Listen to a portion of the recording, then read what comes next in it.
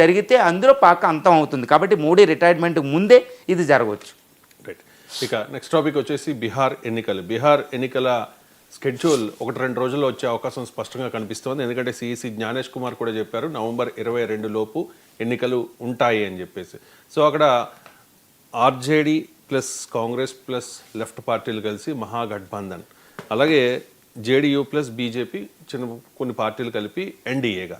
So ఎవరికి గెలిపే అవకాశాలు ఉన్నాయి అని మీ విశ్లేషణ ఏంటి? ఎందుకంటే రీసెంట్గా ఓటర్ అధికార యాత్ర కూడా రాహుల్ చేపట్టారు, దానికి కూడా మంచి పేరు వచ్చింది. కాబట్టి మీ అంచనా ఏంటి, ఎవరు గెలిచే అవకాశం ఉంది? ఎస్ అండి, ఇప్పుడు బీహార్ పరిస్థితి మనం చూస్తే ఇది బీజేపీ అంటే ఎన్డీఏ నేతృత్వంలో బీజేపీ నేతృత్వంలో ఉన్న ఎన్డీఏకి అంటే మోడీ నాయకత్వానికి పెద్ద పరీక్ష బీహార్ ఎన్నికలు అవ్వబోతున్నాయి. ఎందుకంటే ఒకటి గుర్తుపెట్టుకోవాలి, ఉత్తరప్రదేశ్ తర్వాత బీహారే భారతదేశంలో ఎవరు ప్రధానిగా ఉండాలి అంటే హస్తినాలో ఎవరి ప్రభుత్వం ఉండాలో నిర్ణయించే 2 ప్రధానమైన రాష్ట్రాలైన యూపీతో పాటు బీహార్ చాలా కీలక పాత్ర పోషిస్తుంది. ఇప్పుడు బీహార్లో అసెంబ్లీ ఎన్నికలు అంటే 243 అసెంబ్లీ స్థానాలకు ఎన్నికలండి. ఇందులో ఎవరు గెలుస్తారో వచ్చే లోక్సభ ఎన్నికల్లో వాళ్ళకి విజయ అవకాశాలు పెంపొందుతాయి, వాళ్ళ విజయ అవకాశాలు చాలా ఎక్కువగా ఉంటాయి కూడా. మరి బీహార్ ఇప్పుడు ఎన్డీఏ అధికారంలో ఉంది, నితీష్ కుమార్ జేడీయూతో పాటు, ఆ తర్వాత లోక్ జనశక్తి, అదేవిధంగా బీజేపీతో ఒక ప్రభుత్వం ఉంది. అప్పుడు ఆ ప్రభుత్వం మళ్ళీ నిలుపుకుంటుందా లేదా? నిలుపుకోకపోతే పరిస్థితి ఏంటంటే అది వచ్చే లోక్సభ ఎన్నికల మీద చాలా తీవ్రమైన ప్రభావితం పడబోతుంది. వచ్చే లోక్సభ ఎన్నికలు కాదండి, వచ్చే లోక్సభ ఎన్నికలు 2029లో ఉంటే దానికంటే ముందే ఒక 6 డజన్ స్టేట్స్లో జరగబోతున్నాయి. అందులో ఏంది, వెస్ట్ బెంగాల్, అస్సాం, అదేవిధంగా గుజరాత్, కింద చూస్తే దక్షిణ భారతదేశంలో తమిళనాడు, పుదుచ్చేరి, కేరళలో అంటే 6 స్టేట్లో ఎలక్షన్ జరగబోతుంది 2026, 27 ప్రథమ భాగంలోనే.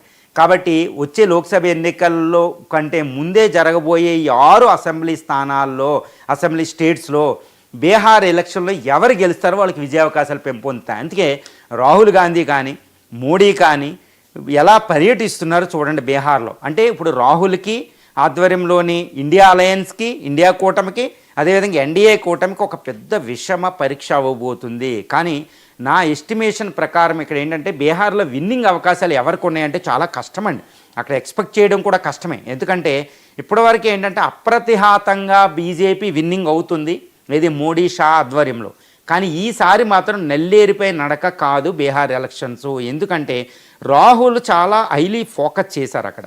2 సిర్ వివాదం, స్పెషల్ ఇంటెన్సివ్ రివిజన్ అని ఎలక్షన్ కమిషన్ చేసిన ఓటర్ జాబితా సవరణ, ప్రత్యేక ఓటర్ జాబితా సవరణ అనేది చాలా వివాదాస్పదమయ్యి అందులో 60 నుంచి 70 లక్షల ఓటర్లని తొలగించడం జరిగింది.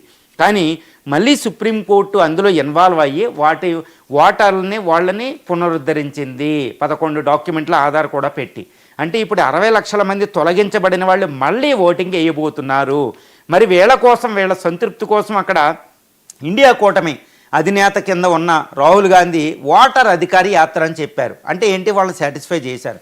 వాళ్ళ ఓట్లు ఎవరికి వెళ్ళబోతున్నాయి అంటే బీజేపీ ఎన్డీఏకి వ్యతిరేకం అవ్వబోతున్నాయి అనేది అక్కడ నిశ్చయంగా మనం చూడొచ్చు. అందులో ఎక్కువగా BJP, OBC, minority, SC, ST, BC ఓటర్లు ఎక్కువగా ఉన్నారని తెలుస్తుంది. సో వాళ్ళ ఓట్లు ఎవరికి వెళ్ళబోతున్నాయి అనేది మనం ఇక్కడ చూడాలి. 2 బీహార్లో ఇప్పుడు యాంటీ ఇన్కంబెన్సీ ఉంది నితీష్ కుమార్కి వ్యతిరేకంగా, ఆ ప్రభుత్వానికి వ్యతిరేకంగా. అది నేను చెప్పేది కాదండి, ఆ ప్రభుత్వంలో భాగమైన లోక్ జనశక్తి అధినేత పాస్వాన్ గారే చెప్తున్నారు ఆ ప్రభుత్వం చేసిన పనులకు నాకు సంబంధం లేదని. అంటే యాంటీ ఇన్కంబెన్సీ ఉందని తెలుస్తుంది. సో నితీష్ కుమార్ ప్రభుత్వ పాలన అంత బాగాలేదు, రీసెంట్గా క్రిమినల్ యాక్టివిటీస్ అవి ఎక్కువైనాయి.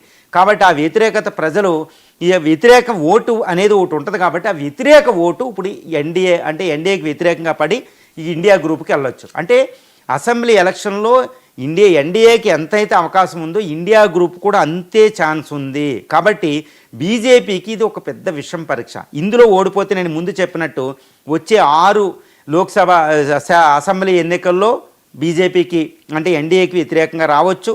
రెండో విషయం ఏంటంటే మొత్తం వచ్చే లోక్సభ ఎన్నికలు రావచ్చు. కాబట్టి అకార్డింగ్ టు ఇప్పుడు బీజేపీలో బీహార్ ఎలక్షన్లో విన్నింగ్ మీద ఆధారపడి వచ్చే లోక్సభ ఎన్నికలు ఉంటాయి ముందే వెనకాని.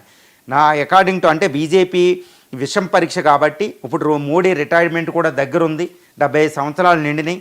ఆయన వచ్చే ప్రధాని 2029 దాకా ఎన్నికలు ముందు ఓకే చేసే అవకాశం లేదు. ఎందుకంటే సంకీర్ణ ప్రభుత్వం నడుస్తుంది కేంద్రంలో ఎన్డీఏ ఆధ్వర్యంలో. అందులో చంద్రబాబు నాయుడు, నితీష్ కుమార్. బీహార్లో ఓడిపోతే నితీష్ కుమార్ జేడీయూ పార్టీ ఈ ఎన్డీఏ కేంద్రంలోంచి కూడా బయటకు వచ్చే అవకాశాలు ఉన్నాయి. ఈ ప్రభావం వచ్చే అసెంబ్లీ ఎన్నికల మీద పడితే అక్కడ ఎన్డీఏ వ్యతిరేకంగా ఓటు ఎక్కువ అవుతే వచ్చే లోక్సభ ఎన్నికల్లో బీజేపీ గెలిచే అవకాశాలు ఉండవు. కాబట్టి ఏం చేస్తుంది, ఈ బీహార్ ఎలక్షన్ తర్వాత మోడీ ఆధ్వర్యంలోని ఈ బీజేపీ అంటే ఎన్డీఏ కూటమి లోక్సభ ఎన్నికల్లో ముందు వెళ్ళే అవకాశం ఉంది. అంటే ఇప్పుడు బీహార్ ఎలక్షన్ మీద ఆధారపడే వచ్చే లోక్సభ ఎన్నికలు 2029లో జరగదు. 2026 ఎండ్లో కానీ లేదా 2027 ప్రథమ భాగంలో, అంటే ఒక్క సంవత్సరం లోపే లోక్సభ ఎన్నికలు జరగబోతాయి, 19వ లోక్సభ ఎన్నికలు. దీనికి ఇంకోటి కూడా మనం చెప్పవచ్చు. ఒకటి మోడీ రిటైర్మెంటు, 2 వ్యతిరేక ఓటు, రాహుల్ వ్యూహాలు, ఆయన యొక్క సిర్ వివాదం తీసుకురావడం, తర్వాత ఇండియా కూటమి ఒకప్పుడు విడిపోయింది మళ్ళా కలిసి ఉండడం, ఇవి కూడా ఒక కారణం అవుతుంది. 2 ఇంకోటి ఏంటంటే దేశంలో కొన్ని ప్రాబ్లమ్స్ ఉంటాయి. అదేంటంటే అన్ఎంప్లాయ్మెంట్ ఇవన్నీ ఎక్కువ ఉంది. అంతర్జాతీయ విషయంగా బాగాలేదు, ఎన్నో యుద్ధ వాతావరణం, ఇక్కడ గ్రోత్ రేట్ని మెయింటైన్ చేయడం కూడా కష్టమే. కాబట్టి బీజేపీ అంతవరకు వెయిట్ చేయకపోవచ్చు. 2 సంకీర్ణ ప్రభుత్వం అనేది అసలు మోడీ ఊహించుకోలేని ప్రభుత్వం. ఇప్పుడు సంకీర్ణాన్ని 5 సంవత్సరాలు నడపడం అనేది మోడీకి ఇష్టం ఉండదండి. ఆయన పూర్తి మెజార్టీ వచ్చే అవకాశాన్ని ఆయన శోధిస్తారు.